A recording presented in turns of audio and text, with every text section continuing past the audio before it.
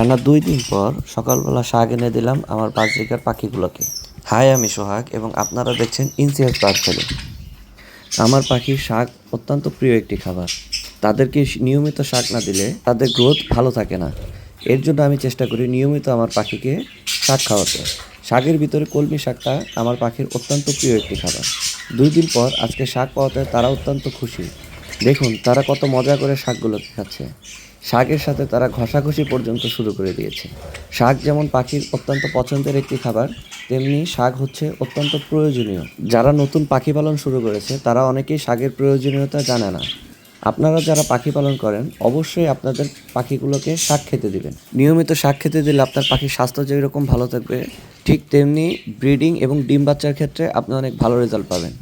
আমার পাখি কলমি শাকের পাশাপাশি পালং শাকও খেয়ে থাকে। এরকম আরও কন্টেন্ট পেতে আমাদের সাথেই থাকুন। আজ এই পর্যন্ত, ধন্যবাদ সবাইকে।